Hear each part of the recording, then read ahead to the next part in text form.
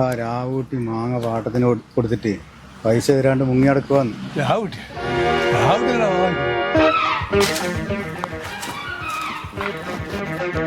രാവുട്ടി നീ മാങ്ങ പാട്ടത്തിനടുത്ത് പൈസ തരാണ്ട് മുങ്ങി അടക്കാം അല്ലേ? നീ നിൽക്കാൻ ശരിയെത്തേടാ. നീ എങ്ങനെ ഇറങ്ങും നോക്കട്ടെ.